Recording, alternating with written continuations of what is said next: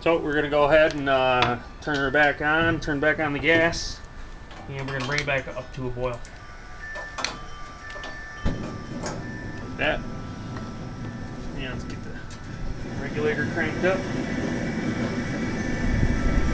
And now we're gonna bring it up to a boil, so we can add our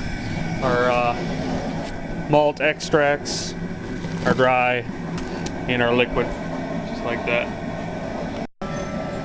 Alright, so we're just now starting our boil. It says 210 degrees, and you can see it's just starting to get rolling there.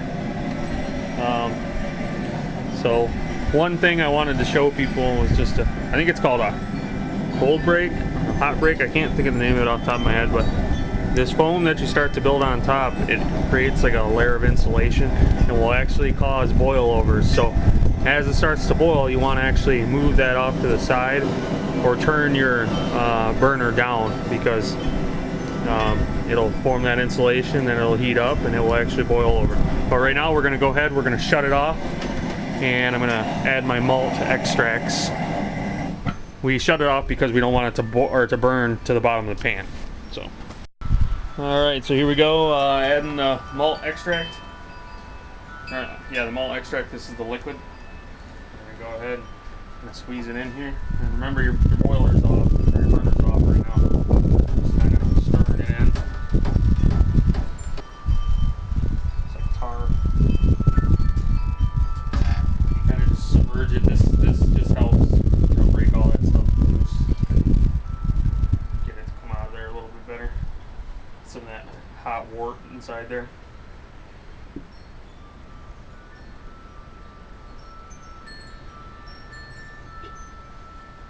Alright, so and that's pretty much how I pretty much had most of it out of there. So I'm gonna cut open my dried malt extract here. I'm sure you guys can see. Alright, my pound of dried malt extract. Just gonna cut it open with some scissors here. This stuff is really sticky. If you ever taste the liquid extract, it's really sweet. Stir this in really well.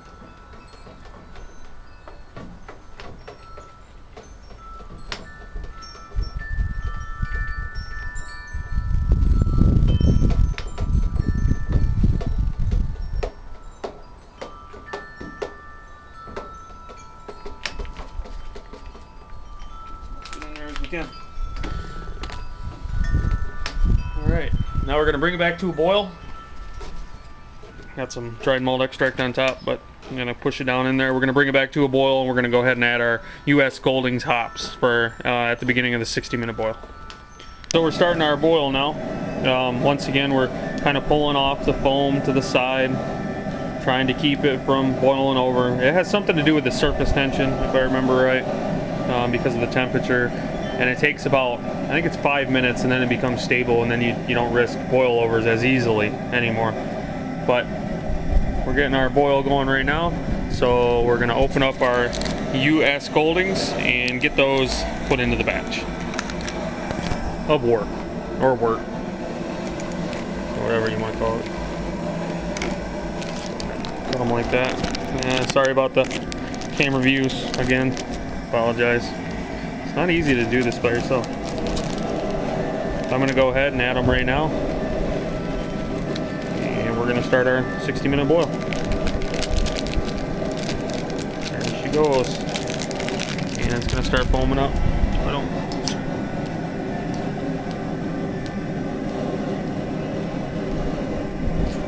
And we're going to turn the burner down a little bit. Get this boil rolling good.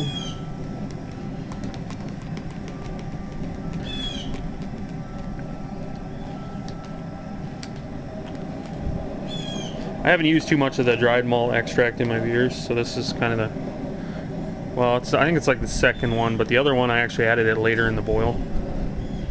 And I noticed it makes a lot of foam on top of it, and it is kind of hard to stir it in. So I'll check back with you in about 15 minutes. We're gonna add our 45-minute hops, which are going to be the Liberty hops. Alright, we're 15 minutes into the boil. We already added our US Golding hops. We're going to go ahead and add our Liberty hops real quick. One-handed cutting here.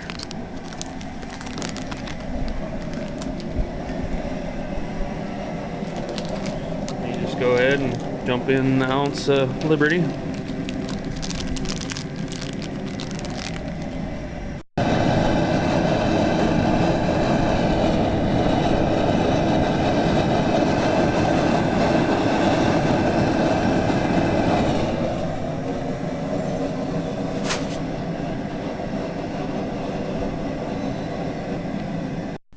Alright, we're going to go ahead and get our yeast nutrient ready to go here. So the recipe says to, I don't know why my camera just does not focus on this stuff, but it says to put a half a teaspoon per 5 gallons in, you dissolve it in lukewarm water.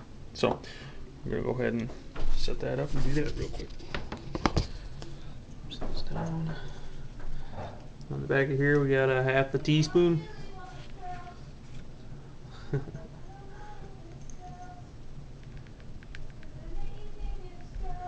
Weigh that out. Dump it on in a cup. I'm just going to add a little bit of water to it. Not a lot. Just enough to dissolve it. And grab a spoon. And that's that. Alright, here we are. We're 45 minutes into the boil. And we're going to go ahead and add our Whirl flock tablet, which essentially is Irish moss. It's concentrated Irish moss, if I remember correctly. And our Will Met or Will May, or however you pronounce it, hops. So go ahead and throw our hops in.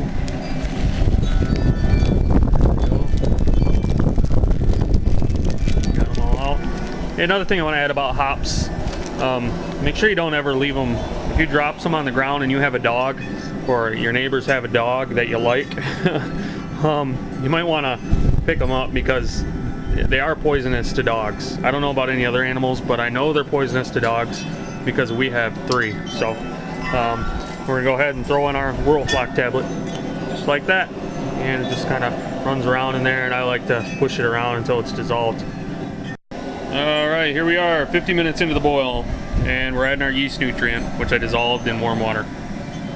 So there it goes. Helps get the yeast going once I add them in at the fermentation stage, and makes them start out strong and healthy, and just keeps them going really strong through the batch. Every time I've added this so far, I've had to put a blow-off tube on my fermenter. And I don't know if it's because of that, but it seems to do its job. I've had great beer. This is my 6th batch, and every single batch has turned out to be fantastic. So, sorry about that. I'm going to go ahead and weigh up a cup of brown sugar. Not weigh up, but measure up. Just being creative, doing something different with a batch of beer once. Well, I've done it a couple times, but not with brown sugar. That's close enough to a cup.